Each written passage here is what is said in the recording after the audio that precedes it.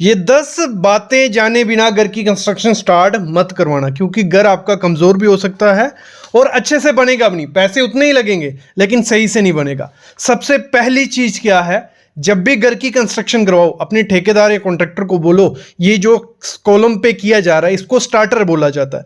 ये स्टार्टर अपने कॉन्ट्रैक्टर से करवाना ही करवाना है, तभी आपके जो पिलर होंगे, कॉलम होंगे, वो स्ट्रॉन्ग बनेंगे। अभी स्टार्टर क्या होता है, जब भी कोई कॉलम स्टार्ट किया जाता है उससे पहले ये 4 इंच का कंक्रीट किया जाता है कॉलम के चारों तरफ।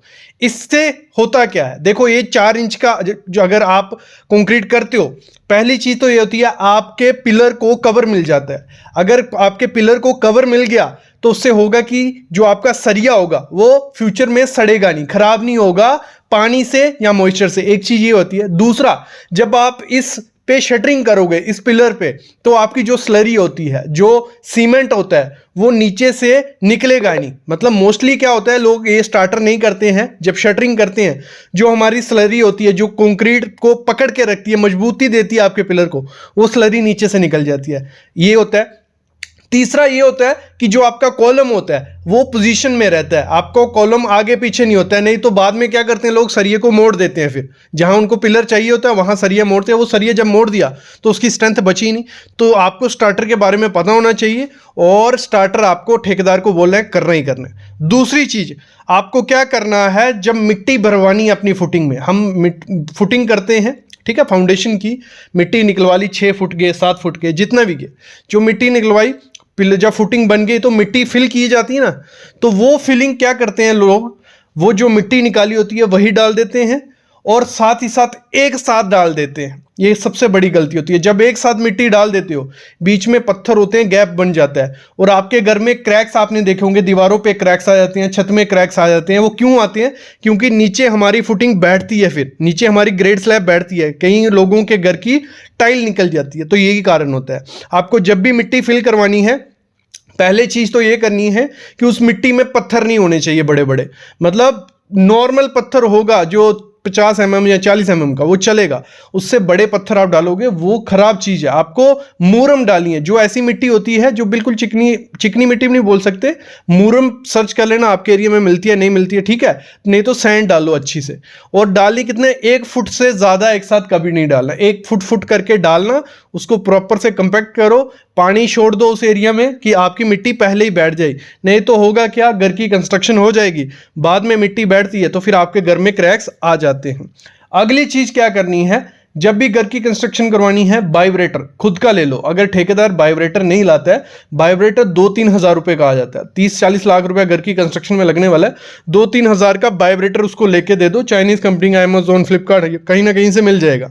वो वाइब्रेटर आप रखोगे तो आपके घर की स्ट्रेंथ डबल हो जाती है, क्योंकि कंक्रीट को जब वाइब्रेट किया जाता है वो एकदम हार्ड सा बन जाता है, उसमें हनीकॉम्ब नहीं रहता। तो आपको वाइब्रेटर लेके दे देना है। घर की कंस्ट्रक्शन स्टार्ट करने से पहले ये चीजें रखना, नहीं तो ठेकेदार से बात करो कि वाइब्रेटर साइड पे रहना चाहिए और हर एक चीज में मारना है, भले वो फुटिंग है, बीम है, कॉलम है, स्लैब है। वो क्या करते हैं लोग, मोस्टली मैंने देखा, स्लैब के टाइम ले आएंगे जहाँ पिलर के टाइम, और मारेंगे नहीं इतना, वो उनको रिस्क रहता है खराब नहीं हो जाए, या जब आप साइड पे रहोगे तब मारेंगे। तो वो चीज़ें आपको उसको बोलना है वाइब्रेटर पहले ले ले। अगली चीज़ क्या बोलनी है, घर की कंस्ट्रक्शन स्टार्ट करने से पहले कवर ब्लॉक। मैं मोस्टली देखता हूँ इंडिया के 60-70% एरिया में कवर ब्लॉक नहीं मिलते हैं। ये कवर ब्लॉक होते हैं तो नहीं मिलते हैं, लोग पत्थर, ईंट कुछ भी यूज़ कर देते हैं, वो नहीं करने। आपको ये कवर ब्लॉक आपके एरिया में मिलते हैं तो ले लो, नहीं तो ऑनलाइन मंगवा लो। ऑनलाइन हर जगह से आपको मिल जाएंगे, इंडिया मार्ट, अमेजोन, फ्लिपकार्ट, हर जगह होते हैं। तो ये कवर ब्लॉक आपको ले लेने। आपको फुटिंग के लिए 3 इंच का ले लेना है, पिलर के लिए 2 इंच का ले लेना है, स्लैब के लिए 1 इंच का ले लेना है। तो ये आपको कवर ब्लॉक डालने ही डालने, आप डालोगे तो आपके घर की स्ट्रेंथ डबल हो जाएगी। अगली चीज़ क्या करनी है, जब भी शटरिंग करनी है, शटरिंग इस तरीके से करना, जो प्लाई होती है ऐसी शटरिंग करनी है कि उसमें से स्लरी नहीं निकले। जो सीमेंट का पानी होता है ना, वो निकलना नहीं चाहिए। अगर सीमेंट का पानी निकल गया तो वो खराब चीज़ है। तो आपको क्या करना है, अगर आपके ठेकेदार की शटरिंग अच्छी नहीं है तो ये जो फोम आता है, कंस्ट्रक्शन फोम रहता है, ये फोम फिल कर देना है जहाँ जहाँ से शटरिंग का गैप है। ऐसे तो उसको बोलना है कि शटरिंग आपके अच्छे से होनी चाहिए, कहीं लीकेज नहीं होनी चाहिए। अगर फिर भी शटरिंग अच्छी नहीं है, ये फोम मंगवा लो, अपने खर्चे मंगवा लो। 10 से 15 हज़ार रुपया जो टोटल चीज़ें मैं बताने वाला हूँ, उतना 10 से 15 हज़ार लगेगा, लेकिन आपके घर की स्ट्रेंथ डबल हो जाने वाली है इनसे। तो ये कंस्ट्रक्शन फोम मंगवा लो। कुछ 500 या 1000 रुपए का पूरे घर में हो जाएगा। 500 ज़्यादा बोल रहा हूँ तो सस्ते में हो जाएगा। अगली चीज़ क्या करनी है, घर की कंस्ट्रक्शन स्टार्ट करने से पहले रेशियो मेजरिंग इंस्ट्रूमेंट रखना है। अभी ये क्या है रेशियो मेजरिंग इंस्ट्रूमेंट?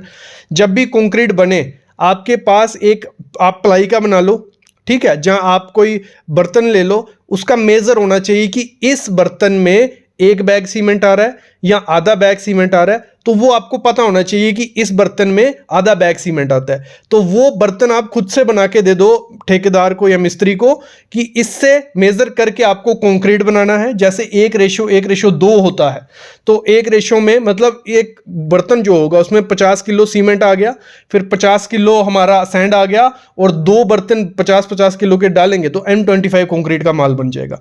तो इस रेशियो से होगा क्या, इस बर्तन से, ये आपको खुद बनाना पड़ेगा, कोई ठेकेदार नहीं लाएगा, ये खुद बना लो, प्लाई से बन जाता है। वैसे ही जब प्लस्तर मोटार बनानी है 1:5 1:6, उसमें भी ये काम करेगा। तो ये आपको अपनी साइड पे खुद से बनवा के दे देना है, नहीं तो ठेकेदार को बोलना ये लाओ, इससे मेजर होगा, तो आप भी चेक कर पाओगे, वो भी अच्छे से काम कर पाएगा। अगली चीज करनी है, जब भी घर की कंस्ट्रक्शन स्टार्ट करवानी है तो ये 4 केमिकल अपने घर में ले आना। पहला है निटोबॉन्ड। निटोबॉन्ड क्या है?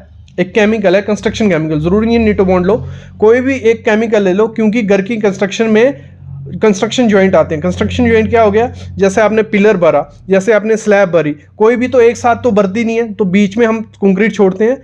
तो 2 कंक्रीट को जोड़ने के लिए ये केमिकल होता है। जहां 2 कंक्रीट, एक कंक्रीट आज हो गया, दूसरा कल करना है, तो ये पहले उस पर मार लेना है, फिर दूसरा कंक्रीट करना है, तो उसमें क्या होता है, बॉन्ड अच्छे से बन जाती है, वहां से लीकेज नहीं होती।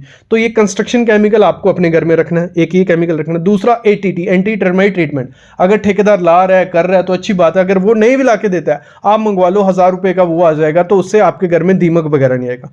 तीसरी चीज आपको मंगानी है प्लास्टिसाइजर। कोई भी कंस्ट्रक्शन केमिकल रखना है, जब भी कंक्रीट बने उसमें ये डलवाओ, उससे स्ट्रेंथ और ज़्यादा कंक्रीट की हो जाएगी। कंक्रीट खराब नहीं होता है इतनी जल्दी और इजीली काम होता है।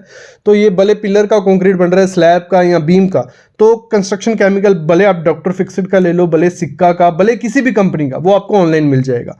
अगली चीज़ क्या करनी है, रेक्रोन 3S फाइबर रखना है। ये घर की कंस्ट्रक्शन में अगर पिलर में, स्लैब में, कहीं भी यूज़ करते हो, ये बहुत अच्छी चीज़ है। लोगों को इसके बारे में पता नहीं है, बट आप मंगवा के रख लो।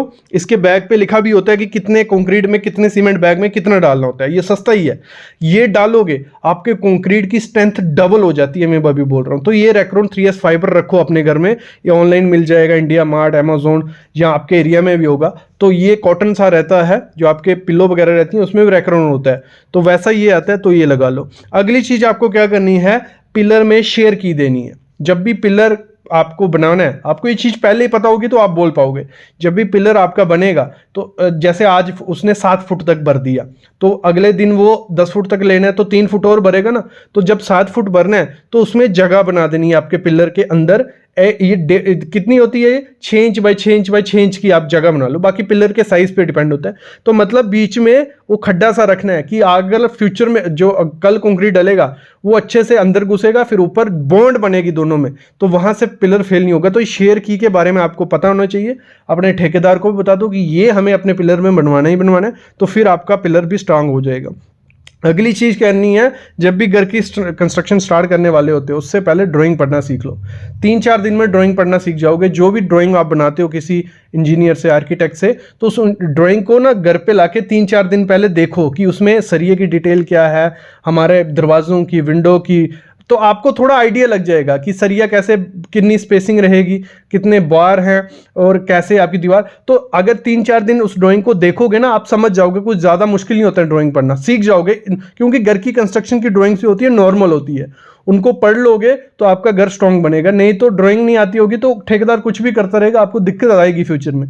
तो ड्राइंग पढ़ना सीख लो। अगर ये 10 काम कर लेते हो आप घर की कंस्ट्रक्शन स्टार्ट करने से पहले, ये अरेंज कर लेते हो सब चीज़ें, तो आपका घर स्ट्रांग हो जाएगा। अगर ठेकेदार नहीं भी करता है ये चीज़ें, आप खुद से करवाओ उससे। अगर कर देता है तो अच्छी बात है, उसको बतवा लो, अपने एग्रीमेंट पे लिखवा लो। तो ये चीज़ें होती हैं, घर को स्ट्रांग बनाना है तो ये चीज़ें ध्यान देनी पड़ेंगी। अभी मैं लेता हूँ अलविदा, लेकिन ऐसी वीडियोस मैं आपके लिए लाता रहूँगा। बस चैनल को सब्सक्राइब करके रखना और बेल आइकन दबा के रखना।